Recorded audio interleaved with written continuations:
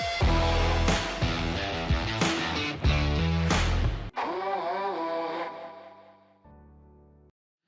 Friends, ನಮಸ್ಕಾರ. Welcome to our YouTube channel. ಸ್ನೇಹಿತರೆ, ಬಹಳಷ್ಟು ಜನಕ್ಕೆ ಒಂದು ಕನ್ಫ್ಯೂಷನ್ ಇರುತ್ತೆ, ಸರ್ ಕರೆಕ್ಷನ್ನು ಹಾಗೂ ಕ್ರ್ಯಾಶ್ನ ಮಧ್ಯೆ ಏನು ಡಿಫ್ರೆನ್ಸ್ ಇದೆ ಅಂತ. ಸೊ ಹಾಗಾದರೆ ಲೆಟ್ ಅಸ್ ಅಂಡರ್ಸ್ಟ್ಯಾಂಡ್ ಏನು ಡಿಫ್ರೆನ್ಸ್ ಅಂತ. ನೋಡಿ, stock market since the day of inception straight ಲೈನಲ್ಲಿ ಮೇಲೆ ಹೋಗಿಲ್ಲ. 1994ನಲ್ಲಿ 1,000 ಇರ್ತಕ್ಕಂಥ ನಿಫ್ಟಿ ಇವತ್ತು 24,000 ಗಡಿ ದಾಟಿದೆ. ಅಂದರೆ 26,300 ಮೇಲೆ ಹೋಗಿತ್ತು, ಸರಿ, ಆದರೆ ಇವತ್ತು 24,000ದಲ್ಲಿದೆ. ಸೊ ಇದು ಸ್ಟ್ರೇಟ್ ಲೈನಲ್ಲಿ ಹೋಗಲಿಲ್ಲ. ಮೇಲೆ ಹೋಗೋದು, ಸ್ವಲ್ಪ ಕೆಳಗೆ ಬೀಳೋದು, ಮತ್ತೆ ಮೇಲೆ ಹೋಗೋದು, ಮತ್ತೆ ಸ್ವಲ್ಪ ಕೆಳಗೆ ಬೀಳೋದು, ಮತ್ತೆ ಮೇಲೆ ಹೋಗೋದು. ಈ ರೀತಿ it is not straight, but it is ups and downs are there.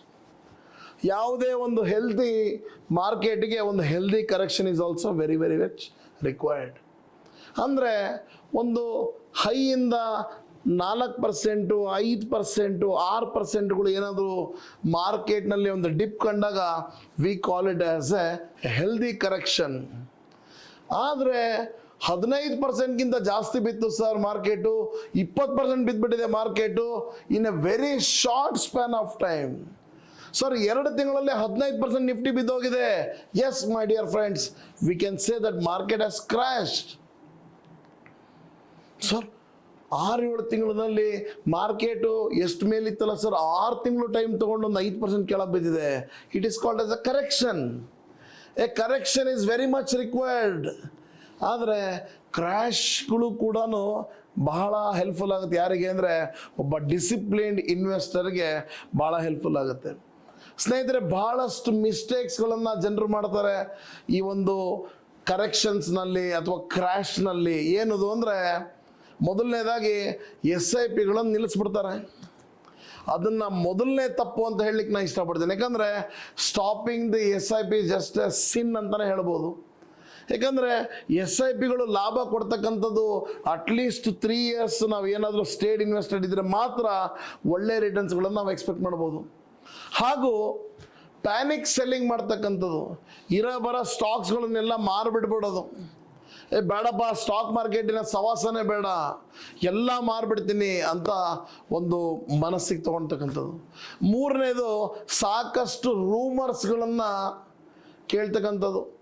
Market ನಾವು ನೋಡಿದ್ವಿ, ಅಮೇರಿಕ ಹಾಗೂ ಇರಾನ್ನ ನಡುವೆ ಒಂದು ಜಗಳಗಳು, ಫೈಟ್ಗಳು, ಯುದ್ಧಗಳು ನಡೆಯುವಾಗ 22,180 ಗಡಿ ತನಕ ಬಂದಿತ್ತು. ಭಾಳ ಜನ ಹೇಳ್ತಾ ಇದ್ರು 15,000ಕ್ಕೆ ಹೋಗ್ಬಿಡುತ್ತಾರೆ. 15,000ಕ್ಕೆ ಹೋಗಬೇಕು ಅಂದರೆ 26,000ದಿಂದ 15,000ಕ್ಕೆ ಯಾವ ಲೆಕ್ಕಾಚಾರದ ಮೇಲೆ ಹೋಗುತ್ತೆ? ಯಾವ ಇಂಡಿಕೇಟರ್ ಹೇಳ್ತಾ ಇದೆ? ಮಾರ್ಕೆಟ್ನಲ್ಲಿ ಸರಾಸರಿ 10% ರಿಟರ್ನ್ಸ್ ಕೊಡಲೇಬೇಕು, ಇಲ್ಲ ಅಂದರೆ ಸ್ಟಾಕ್ ಮಾರ್ಕೆಟ್ ಯಾರೂ ಬರಲ್ಲ. FD ಹಾಕೋದು ಬೆಟರು, ಬಾಂಡ್ಸ್ಗಳು ತೊಗೊಳೋದು ಬೆಟರು ಅಂತ ಜನರೆಲ್ಲ ಆ ಮೊರೆಗೆ ಹೋಗ್ತಾರೆ.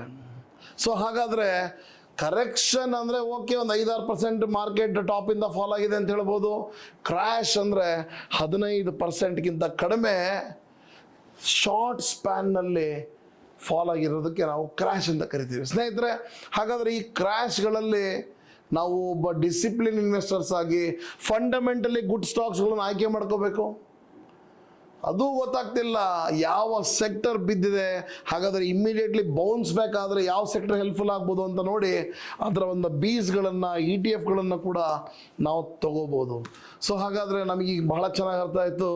ಒಂದು 5-6% ಮಾರ್ಕೆಟ್ ಟಾಪಿಂದ ಡೌನ್ ಆದರೆ it is called as a correction.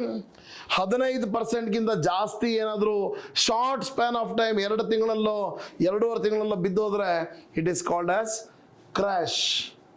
ಸ್ನೇಹಿತರೆ, ಒಂದು ವಿಚಾರ ನಾವು ಯಾವಾಗಲೂ ತಿಳ್ಕೋಬೇಕು, ಬಾಟಮ್ ಫಿಶಿಂಗ್ ಯಾರ ಕೈಲೂ ಮಾಡಲಿಕ್ಕಾಗಲ್ಲ.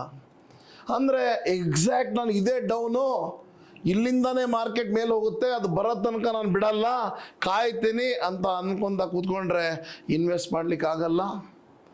ಒಂದು ಡೀಸೆಂಟ್ ಅಮೌಂಟ್ ಆಫ್ ಕರೆಕ್ಷನ್ ಆದಾಗ ಅಥವಾ ಒಂದು ಒಳ್ಳೆ ಕ್ರ್ಯಾಶ್ಗಳು ಸಿಕ್ಕಾಗ ಒಂದು 15-16% ಮಾರ್ಕೆಟ್ ಏನಾದರೂ ಫಾಲ್ ಆದಾಗ we can start investing gradually in the fundamentally good stocks or in the Bs or ETFs of a particular sector.